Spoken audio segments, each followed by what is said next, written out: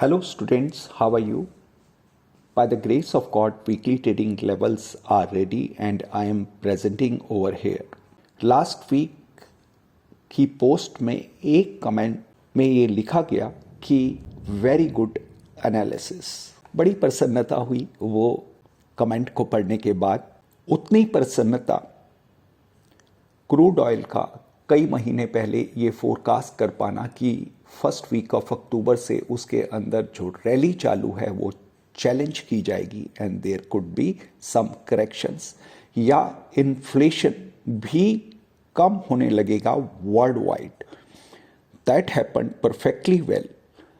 और 28th of October will work as a very accurate trend deciding date.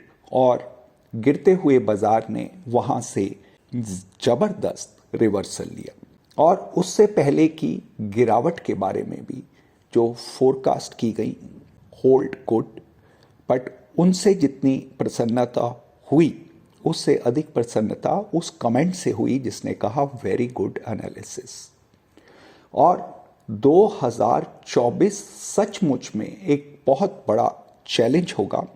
जैसा कि last week में कहा कि इस समय की वैल्यूएशन ऑलरेडी प्राइस्ड इन है। अगर यहाँ से इंटरेस्ट रेट कम होता है, यहाँ से इन्फ्लेशन कम होता है और बिजनेस अपॉर्चुनिटी बनती हैं तो दीज आर ऑलरेडी प्राइस्ड इन।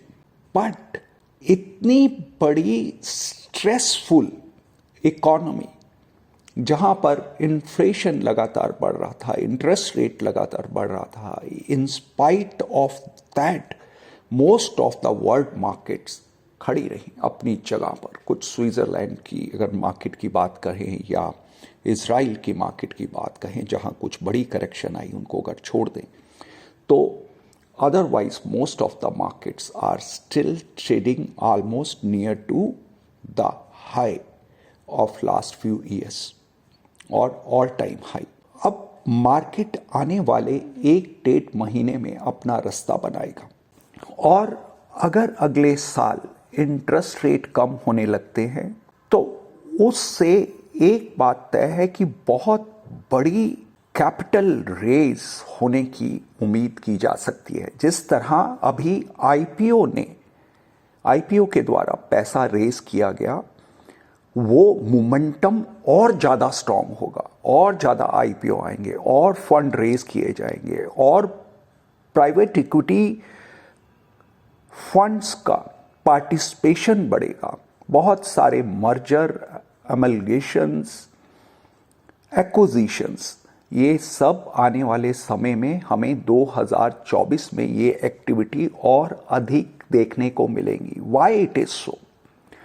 अगर मैं कहूं कि हम इनोवेशन के युग में जी रहे हैं तो इनोवेशंस के लिए बहुत बड़ा फंड चाहिए और वो फंड मार्केट से रेज कर या बड़े प्राइवेट इक्विटीज के पार्टिसिपेशन से ही जनरेट होगा। आर्टिफिशियल इंटेलिजेंस अगर ठीक ठाक अपना काम कर पाया तो कम से कम 20% मैन पावर को वो रिप्लेस करने में सक्सेसफुल होगा आने वाले कुछ वर्षों में इन डेवलप्ड कंट्रीज, और 10 से 12% इन डेवलपिंग कंट्रीज। जो मैन पावर वहां से स्पेयर हो पाएगी तो then that man power be able to involve in some other activities. Artificial intelligence के अलावा जो बहुत बड़ा चैलेंज आगे आने वाले टाइम में रहेगा that will be the health के लिए फार्मा कंपनीज अलग अलग सेक्टर्स या अलग अलग एरियाज खोज रही है जहां पर वो अपनी पार्टिसिपेशन कर बड़ा पैसा जनरेट कर सके। एक एग्जांपल लेता हूं कि Indian pharma companies are now speeding up to develop and generate anti-obesity drugs which are very much in demand at this moment। अगर इस समय मैं बात करूं कि 2022 दिसंबर तक जो जो ये मार्केट थी that was somewhere near to 1514 crore और 2030 तक that is going to be double. That is as per indicated by a report from IMARC Group, a market research company.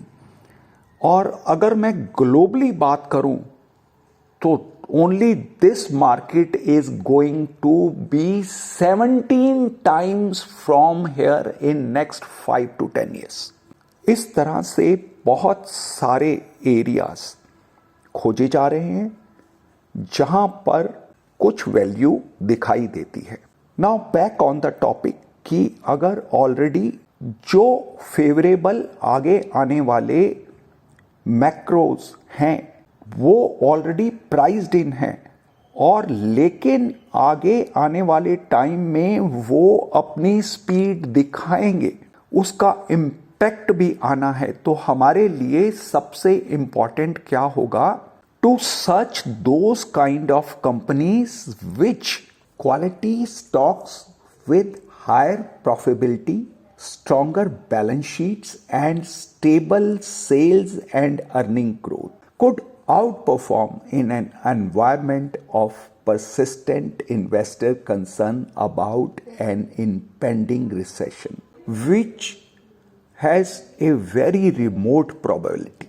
Growth stocks which have a higher expected growth rates than the rest of the market may be attractive given stable economic growth and interest rates.